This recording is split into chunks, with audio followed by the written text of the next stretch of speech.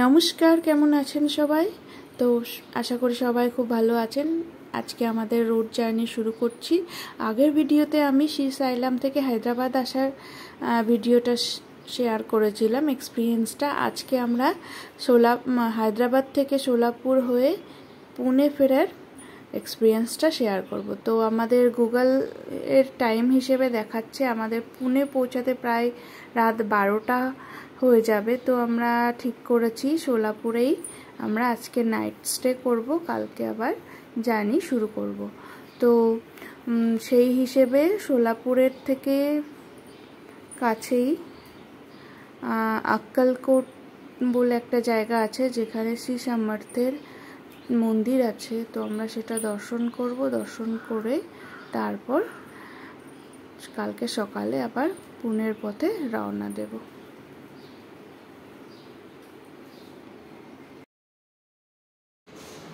এই যে আমরা চলে এসেছি আক্কালকোটের হোটেল 4 প্যাটেলসে। এই যে হচ্ছে বাথরুম, আক্কালকোটে 4 প্যাটেল। এই যে হচ্ছে বাথরুম, দুটো টাওয়াল আছে, এখানে লিকুইড সোপ আছে, শ্যাম্পু আছে, হ্যান্ড ওয়াশ আছে, একটা মিরর আছে, আর কোমরটা হচ্ছে এখানে আছে। চলো ভিতরটা দেখাই। আর ভিতরে ঢুকে এই যে এরকম একটা বেড আছে,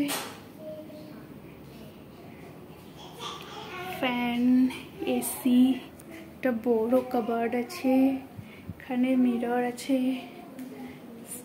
বেড সাইড টেবিল আছে, দুই পাশে ল্যাম্প আছে, টিভি ইউনিট, এখানে একটা ওয়ার্ক টেবিল আছে ওয়ার্কের জন্য, কেটল, চা কফি স্যাশে, সুগার, দুধ, কাপ, এখানে গ্লাস। এটা হচ্ছে সামনে রাস্তাটা। আর কি আছে এখানে, জলের বটলও দিয়েছে দুটো। এই যে সব মিলিয়ে ভাড়া নিয়েছে 4,500। তো আচ্ছা, উইথ ব্রেকফাস্ট। গুগল রিভিউ কিন্তু খুব ভালো আছে, দেখা যাক। আর এখানে হচ্ছে কমপ্লিমেন্টারি হচ্ছে ভেজ, কিন্তু এখানে নন ভেজ নেই সেরকম কিছু দেখছিলাম, পুরো ভেজ একদম। এই যে রুমের বাইরের প্যাসেজটা, আমরা যাচ্ছি ফার্স্ট ফ্লোরেই হচ্ছে এদের রেস্টুরেন্ট। তো রেস্টুরেন্টে যাচ্ছি, কিছু খাওয়া দাওয়া করে নেওয়া যাক, তারপরে শুয়ে পড়বো। চুরিয়ান বা পকোড়াই টাইপসের কিছু। এই যে আমরা রেস্টুরেন্টটাতে এসেছি, এখানে কিন্তু পিওর ভেজ খাবার দাবার পাওয়া যায়। রেস্টুরেন্টের এরিয়াটাও বেশ বড়। এই পাশটাতে এখনো অন্ধকার করে রেখেছে, এখনো সব লোকজন আসেনি বলে। আর এই পাশটাতে ওপেন রয়েছে, বেশ বড় এরিয়া জুড়ে, আর খুব সুন্দর। পুজো কাকা বাবু। এই যে মালবিকা অর্ডার করেছে কি হানি চিলি পটেটো ফ্রাই, আর ডিনারে আমরা করেছিলাম পনির, রাইস আর রুটি। তো এই দিয়ে আমাদের খাবারের টেস্ট কিন্তু সুন্দর ছিল। এই দিয়ে আমাদের ডিনার সেরে নিলাম। আবার সকালে আমাদেরকে মন্দিরে যেতে হবে, সেই জন্য আজকে তাড়াতাড়ি শুয়ে পড়ব। চলুন তবে সকালে দেখা হচ্ছে। গুড নাইট, গুড মর্নিং সবাইকে। এই যে সকালবেলায় আমরা এবার রেডি হচ্ছি মন্দিরে যাব বলে। এই যে হোটেলের সামনের ভিউটা, এই রাস্তা দিয়ে মোটামুটি 5 মিনিট মতো অটোতে লাগে মন্দিরে যেতে। চলুন মন্দিরে গিয়ে দেখা হচ্ছে। এই যে আমরা চলে এসেছি স্বামী সমর্থ টেম্পলের সামনে।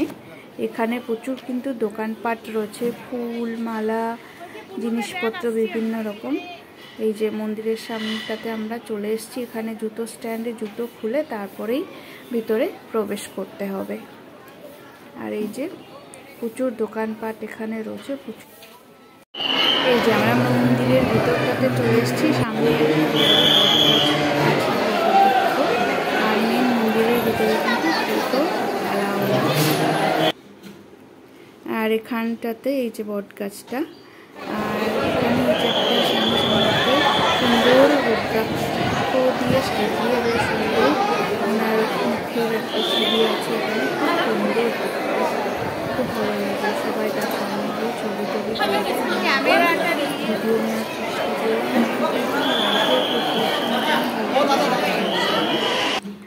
এই যে খানিকটা এরকম দেখতে। তো মন্দির থেকে এবার বেরোনোর পালা, আমরা বাইরের দিকে যাবো। এবার দর্শন হয়ে গেছে আমাদের, ভিতরে মোটামুটি ভালোই ভিড় ছিল। এবার আমরা দর্শন করে ফিরছি। যে বাইরেটাতে চলে এসেছি, এখানে কিন্তু প্রচুর দোকানপাট আছে ব্রেকফাস্ট করার জন্য। মন্দির দর্শন করে এখানে প্রচুর খাবারের স্টলও রয়েছে, সেখানে কিন্তু আপনারা ব্রেকফাস্টও করে নিতে পারেন মন্দির দর্শন করার পরে। এরপরে আমরা এখানকার রাজবাড়ির যে মিউজিয়ামটা আছে সেই দিকটাতে যাব, মিউজিয়ামে যাব।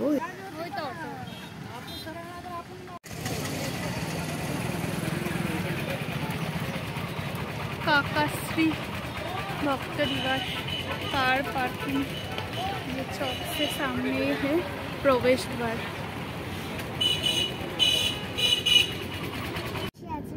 এই যে আমরা রাজবাড়ির সামনেতে চলে এসেছি, রাজা ফতেহ সিং মহল আর কি এটা।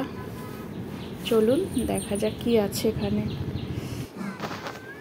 এখানে মিউজিয়ামে ভিডিও অ্যালাউ না, তো এই যে বাইরে থেকেই কিছু ভিডিও আর ফটো আপনাদেরকে দেখিয়ে দিচ্ছি। আশা করি সবার খুব ভালো লাগবে। এই অ্যাঙ্গেল থেকে এইটার একটা ছবি তুলবে। তো এই ভিডিওটা কিন্তু ছোটই রাখলাম আমি। এখান থেকে আমরা এই মহল দেখে সোজা ফিরবো পুনেতে। তো ভিডিওটা আশা করি সবার খুব ভালো লাগলো। ভালো লাগলে অবশ্যই লাইক করবেন, শেয়ার করবেন আর কমেন্ট করে জানাবেন।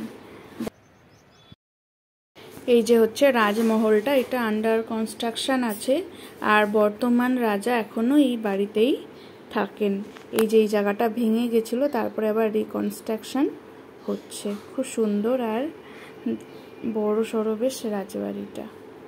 আর এখানে দুটো এরকম কামানও আছে। আর মিউজিয়ামের মধ্যে অসংখ্য বন্দুক, অসংখ্য জীবজন্তু যেগুলো রাজারা শিকার করেছিলেন তার সেই সব রাখা আছে। আর এইখানে রানীমা যিনি ছিলেন তখনকার দিনে, তার প্রচণ্ড গাড়ির শখ ছিল, যে কারণে প্রচুর গাড়ির কালেকশান কিন্তু আর কুকুরের কালেকশান কিন্তু এই মিউজিয়ামে দেখা যায়। আর এই যে বাড়িটা হচ্ছে, এটা হচ্ছে পুরনো ছিল রাজবাড়ি, এখন এখানে আর কেউ থাকে না। এই ভিডিওটা তাহলে এখানেই শেষ করছি, দেখা হচ্ছে পরের ভিডিওতে। ততক্ষণের জন্য টাটা, সবাই ভালো থাকবেন, সুস্থ থাকবেন।